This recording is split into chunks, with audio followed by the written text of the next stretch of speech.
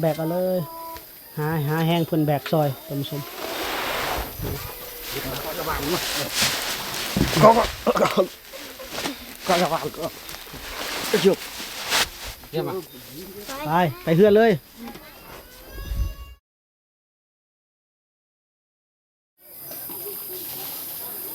สบายดีพ่อแม่พี่น้องปองปายบนสุขุสุขคนเด้อสบายดีปาลุงทางภายในและต่างประเทศพอกับบจอยเส้นเก่าเส้นเคยท่านผู้ชมอีพีนี้ก็อยู่ที่บ้านวังคูนเมืองเซโปนแขวงสวรรณเขตเด้อท่านผู้ชมมื้อนี้มาเยี่ยมยามถามข่าวน้องศิริพรเด้อท่านผู้ชมเนาะ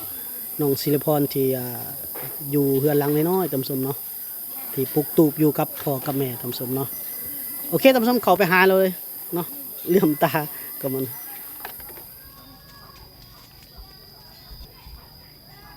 โอ้เฮือนจะเฮือนแม่ยังประจอยก็ลืมเลยท่านผู้ชมทางหน้าเพิ่นก็ได้เฮือนหลังใหญ่เลยเด้อบ้านบางคูนเฮานี่ก็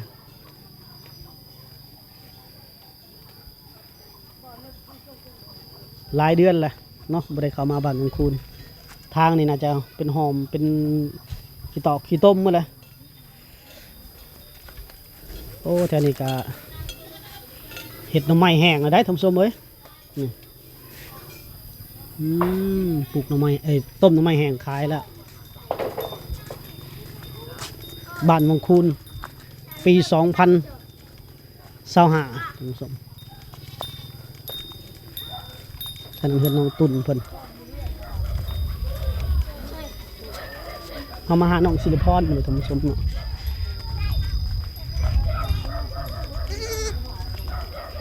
นี่เพื่อนน้องตุ่นเพิ่น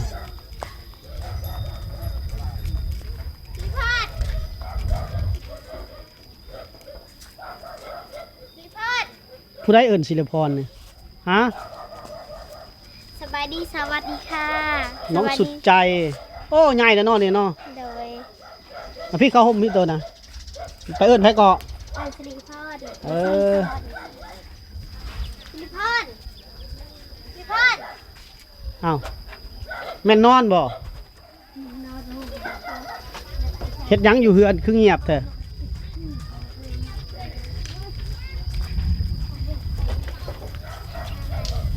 เฮือนน้องศิริพรเป็นธรรมสม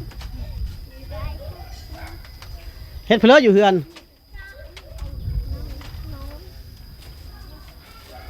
มาลงมานั่งอยู่ที่ล่างเพ่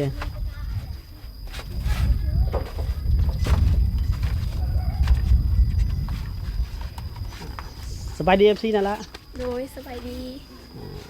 ไปนั่งอยู่เตียงผมไปสุดใจก็นั่งอยู่นี่เด้อสุดใจเด้อไปนั่งอยู่น้ำกันหันพี่โตกับมานั่งพี่ก่อนเอาเกิบก่อนน้องศิริพรเฮ็ดยังซุมื้อนี้ไปเลี้ยงงัวโดยเลี้ยงงัวไผล่ะเลี้ยงงัวข่อยเองโอ้จักโต2 โตโดยตัวผู้หมด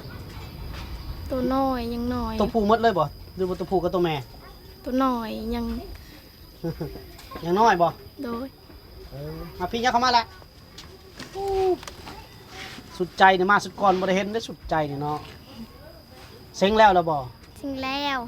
ได้บ่ที่1ได้ที่1หรือที่ใดที่1เลยบ่โดยนั่นสุดยอดแล้วเก่งแล้วแต่ที่1ของห้องเลยในครูให้หนังสือบ่เฮ็ดให้ใบย่องๆให้บ่ให้ปีนาแล้วปอยังปีนานะปปีนาป2โดยโอ้ธรรมดานี่ป3แล้วเราความมูเราสูงพอขึ้นป3แล้วท่านผู้ชม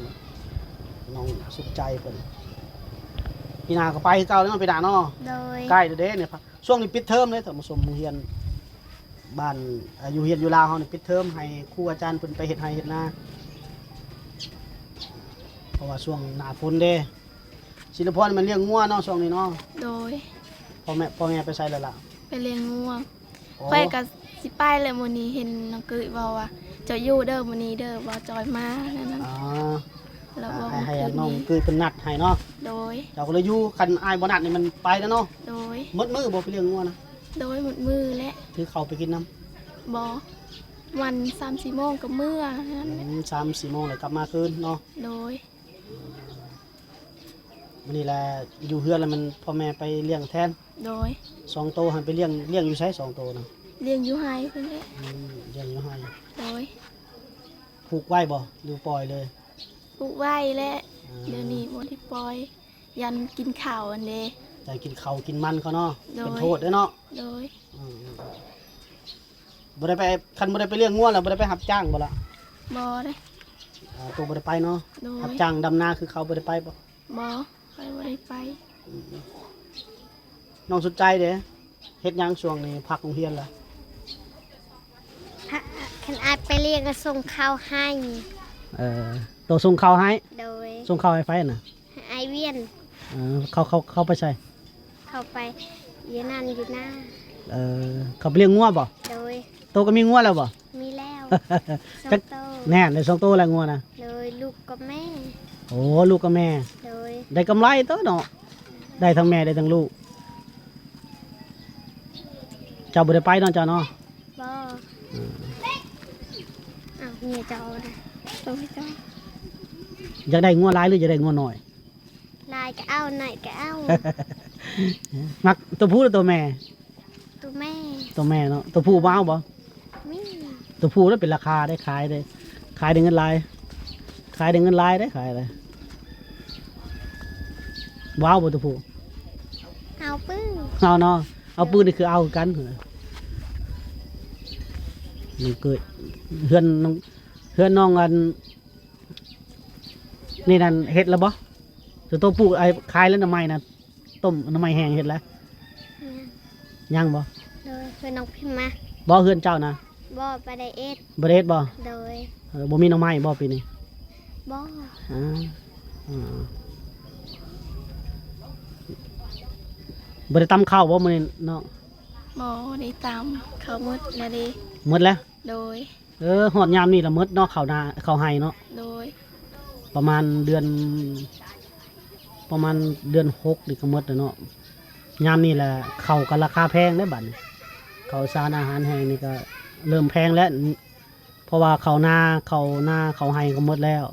นอกจากผู้ใดเฮ็ดข้าวนาแซงนาปังจังมีข้าวกินนี้บัดนี้ข้าวกินหมดเอาเงินในใช้ซื้อข้าวกินซะ เฮ็ดตกนั่นแหละ ฮะ กันดาวตัดได้ซะ เฮ็ด ตัดดาวตัดดาว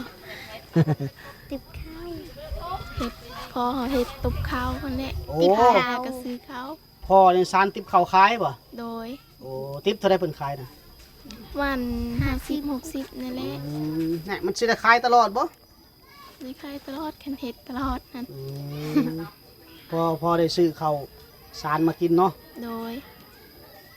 สังเกตว่าเข้าให้เขาเจ้านี่เขาสิได้อยู่ประมาณปีหนึง30 สอบหรือ40 สอบเขาเจ้าจะได้กินช่วง6 เดือนนะท่านผู้ชมประมาณ6หรือ5บางเดือนบางครอบครัวก็แล้วก็หมดไป แล้วก็หาเช้าหาข้าวหาเงินรับจ้างมาซื้อข้าวสารกินเนาะ โดย เจ้าซื้อเป็นเป้าบ่เจ้าซื้อ ซื้อเป็นเป้าเป็นโกลบางทีก็เงินบ่ฮอดเด้ เงินบ่จุบแล้วซื้อเป็นกิโลเอา โดย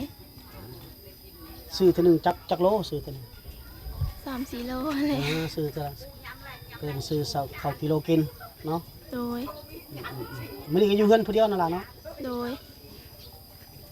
นอนอยู่ไสเด้นอนอยู่เฮือนเจ้าเองบ่หรือเฮือนน้องตุ้นเด้อนี่ เพื่อนน้องตูด ไปนอนอยู่พุ่นบ่ โดย ช่วงนี้ไปนอนน้ำน้องตุ้นพอได้นอนนั่นน้ำหมูนอนเฮือนมันแคบเนาะ โดย มันหลายคนเลยท่านผู้ชมว่า3 คน4 คนบ่ โดย 4 4 ค คน น แต่มันบ่อยากมืดกันแหละเฮือนนอนเบียดๆกันนั่นแหละใครแน่คันยามหนาวสิคืออยู่คันยามฝนนี่โอ้ยยามฝนยามร้อนมันมันอบมันเยี่ยมยามน้องสิริพรเพิ่นท่านผู้ชมก็แม่เพิ่นก็ไปเลี้ยงงัวหมดแล้วยังเหลือแต่น้องเรากินข้าวกับหยังมื้อนี้ล่ะ กินข้าวกับแกงหน่อไม้ แกงหน่อไม้ โดย ไผไปหา พ่อค่อยไปหาเมื่อวานนี้ โอ้เจ้าก็เป็นบ่แกงหน่อไม้ก็ เป็นอยู่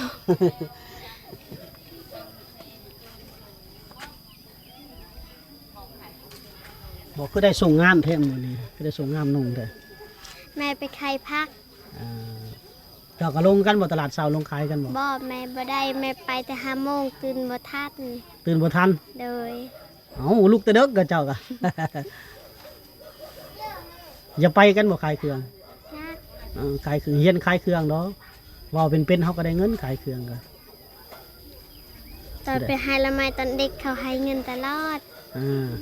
ตอนยังน้อยๆนะบ่ โดย เดี๋ยวนี้บ่ได้ไปหาบขายแล้วบ่ บ่ บ่เนาะขายแตะพักก็ได้แล้วเงินเนาะ โดย ขายแตะพัก ลงตลาดเช้าเนาะล่ะเนาะ โดย พักยังเนี่ยเอาไปขาย ฉันบอกว่าจ ภาษาละถึงว่าพักยังบัตรยัง ำบัตรเชิบ บัตรเสริม โดย พักเสริม ไม่แม่นบัตรเชิบ อายก็บ่ฮู้กันเลย บัตรเสริมเนาะบัตรเสริมบ่ โดย บัตรเสริมพักยังเด้บัตรเสริมนี่ ภาษาลาวก็บ่ฮู้เนาะ โดย สุดใจเอ้ย กำมกเพชรแน่ กำเพชรแน่เนาะ โดย รถถีบยังขี่ดีบ่รถถีบไฟฟ้านะ ยังดี ดีเนาะบ่ได้ไปตูนน้ำเนาะประหยัดขี่เพิ่นประหยัดขี่ได้ท่านผู้ชมเอ้ย ไปประยัดขี่พับพอไปมาไปนั่นไปนี่ อ๋อพ่อขับไป โดย โอ้ผู้ใหญ่ขับเพไว้ได้ โอ้โหพอ อ้า จะ ว พอ ขี่รถจักรน้องตุนเลยตุนเลย กระเจอยู่พอเด้ว่ามันอยู่ห้าว เออบริขี่บรถจักรน้องตุนตุน บ่ จ้ะนะ คันเอาตลาดเจอไปชงชิลอด พุทธาไปใส่แล้วพุทธานะ พุ่น พุทธานี่ไปโรงเรียนปีหน้า ไปอยู่เรามีแต่อย่าเล่นกับหมูไปยิงนี่ไปยิงนั่นไปซื้อมันกระทุนได้ ปีหน้าเลยให้พุทธาไปเด้อ โดย พอเข้าโรงเรียนแล้วปีหน้าจะไปแล้วเจ้าปสองบ่หรือปสามปีหน้า ปีหน้าป3คำปีหน้า ปีหน้าปีสิฮอดนี่จะน้อยนี่เข้าปหยัง ป2 โอ้ยธรรมดาปสามแล้วเจ้านะเสียดายเนาะ โดย อืม ตอนอยู่ป1นึกว่าจะอยู่ของป2เด้อแล้วว่าลันยังเฮ็ดลันอยู่ลันเห็นเก่งๆก่อน ถ้าเก่งก่อนจะขึ้น เห็นเขาบ่เอาขึ้นแล้วบัดนี้ก็ยามเขาให้ขึ้นบ่ขึ้นบัดนี้ไปปีหน้าแล้วขอเด้อไปแล้วเขาขอขึ้นป .3 บัดนี้ ขอขึ้นป .3 เด้อบัดนี้หลานเก่งแล้วบัดนี้เด้อ โดย บอกเพิ่นโลดเวลาไปขายผักน่ะแม่ก็ให้เงินเนี่ยบ่ บ่มาเก็บไว้ซื้อข้าว ซื้อข้าวเนาะ โดย อืมปัดขายเครื่องน้องตุ้นเด้ซะเอ้ยตุ้นนะ คือข้าวคือ ข กัน นมเอ้ยตุ้นเด้ซะกินอยู่บ่ บ่ เราบ่ได้ให้กินบ่ โดยคือให้กินก็กิน น้องศิลปพรแล้วกินข้าวอยู่เฮือนนี่บ่ล่ะ โดย กินข้าวแล้วไปนอน โดย ตื่นนอนมาแล้วมาพี่ โดย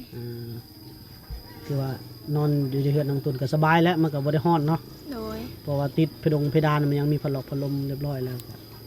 อากาศถ่ายเทดี เสียงฝนก็ยังบ่ได้ยินนะฝนตกนะได้ยินบ่นอนอยู่หั่นเสียงฝน บ่ได้ยิน ได้ยินก็ได้ยินคอย มันมีเพดานเด้คันบ่มีเพดานสุบะมีทันซีดนี่กากนะโอ้ผู้ใดเด้สิยกเครื่องมาให้น้องศิลปพรไปเนาะ สุดใจบ่ไปเอาเครื่องอยู่ในรถมาให้ หยัง เจ้าบ่แพ้ดอกใจแบกเอาเลยหาแห้งเพิ่นแบกซอยท่านผู้ชมก็จะวางก็จุบไปเฮือนเลย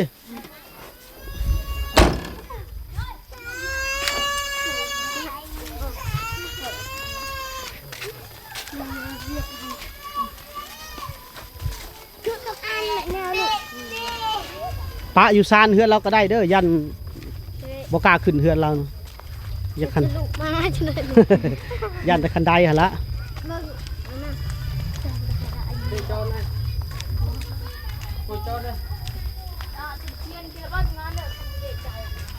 ขึ้นได้บ่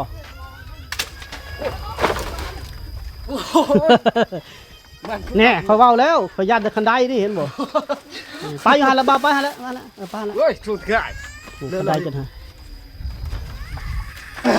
เขาย่านอยู่เขายังบ่กล้าแบกขึ้นเขาสลิดขึ้นเอาได้ละป้านี่บ่ได้ให้เพิ่นเฮ็ดนะมันดอกนะเนาะเอาขอบใจ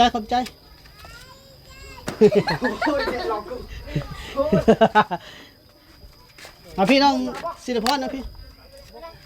จนหักเลยเนาะดูกระสอบข้าวหนึ่งก็50 โล ตีกันฮะ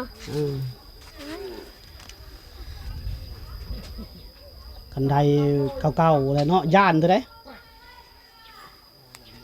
นี่ก็มีผู้ใหญ่ใจบุญทางอ่าทางใต้เฮาเด้อ โดย นี่ผู้ใหญ่ใจบุญพ่อเพิ่นสุดก่อนก็พ่อเพิ่นละเอาให้ โดย ผู้เดียวกันท่านเดียวกันเด้อนี่ก็ผู้ใหญ่ใจบุญทางลาวใต้เฮาทางใต้เฮานี่เพิ่นเห็นเจ้าลำบากแล้วเพิ่นก็อีตนสงสารแล้วก็ซื้อข้าวให้1 กระสอบเด้อล่ะเด้อ โดย น้องศิริพรได้ข้าวแล้วดีใจบ่ โดยดีใจ พ่อกับแม่มาแต่ให้นี่ดีใจแล้วเนาะมาแต่เลี้ยงงัวเนาะ โดย ข้าวซุมื้อนี่กระสอบหนึงก็7-8 แสนแล้วเนาะ โดย แพงได้ทำสมไว้ข้าวช่วงหน้าฝนนี่บางปีนี่ขึ้นฮอด9 แสนพุ่นทำสมปีใดน้ำท่วมไม่ร้ายข้าวเสียอดข้าวซีอึดอยากๆนี่ราคาข้าวแม่ค้าเขาจะอันนั้นราคาข้าวขึ้นสูงทำสมเนาะปีนี้ยังอยู่ใน8 แสนอยู่7-8 แสนบางสอบกับคันเขามีหลายเกรดทำสมเนาะคันเขาสีงามๆนี่ก็9 แสนเขาสีนั่นนะก็สิอยู่ที่7 แสนกับประมาณ1,000 กว่าบาทต่อสอบหนึ่งเนาะที่ทางบจอยนี่ก็ได้ซื้อมาให้กับน้องศิริพรเพิ่นน้องศิริพรเพิ่นก็อยู่ในครอบครัวลำบากเลยทำสมเนาะเดี๋ยวนี้ก็ยังบ่ได้ใส่ไฟบ่ บ่ บ่ได้ต่อบ่กับเพื่อนเขาลงทุนนี่ บ่มีเงินดิ โอ้มันเขาลงทุนเขาก็ได้ต่อนั่นเนาะมันก็ต้องได้ใส่เงินเข้าไฟต่างหากเนาะ โดย ต้องได้เสียเงินแน่เนาะ โดย บ่มีเงินเสียค่าไฟแต่ละเดือนนั่นบ่ แม่นแล้วก็บ่มีเงินอันนั้นซื้อหยังเข้าต่ออันนี้ สายไฟ โดย สายไฟดอกไฟเนาะ โดย อยู่มืดแล้วซะเนาะใต้หยังแต่ละคืนใต้หยังซะ ไทโคม ใต้โคมเอาเนาะไฟสายเอา แต่ว่าสากโทรศัพท์นี่ไปสากเฮือนน้องตุนเอา โดย เฮือนน้องบ่จอยเอิ้นน้องตุนเนาะเราเอิ้นเอื้อยตุนผมสมฝนตกนี่หัวอยู่บ่เฮือนเจ้านี่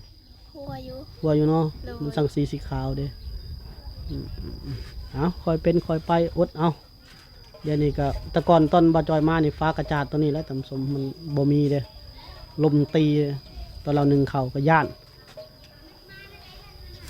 น้องศิริพรจักปีแล้วก็ล่ะ 15แล้ว 15 ปีเนาะ โดย 15 ปีน้องศิริพรเพิ่นสมแต่ว่าบ่ได้เฮ็ดหนังสือนะเนาะ โดย เป็นอยู่บ่หนังสือฮู้อยู่พอฮู้อยู่บ่ บ่เป็นเลย บ่เป็นเลยหนังสือเนาะ โดย บ่ได้เรียนแต่น้อยสมเฮียนคือว่าเราไปเรียนป .1 ก็ออกซ้ำเนาะเฮ็ดได้ความทุกข์ยากลำบากขัดเคินท่านผู้ชมบ่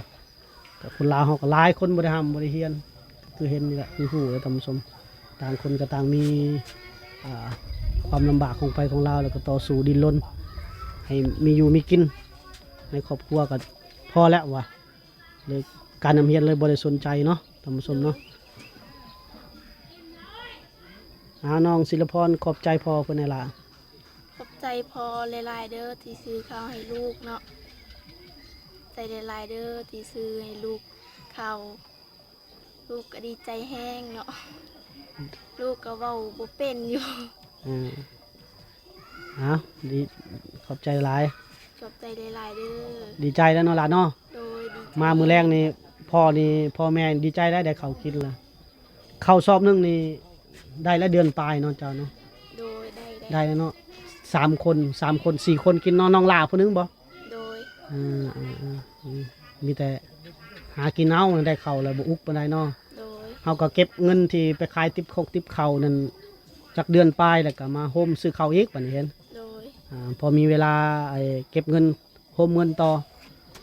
เพราะว่ามีแต่พ่อเพิ่นก็เฒ่าแล้วแต่มันสมอายุได้50แล้วประมาณ60ปลายแล้วพอเรา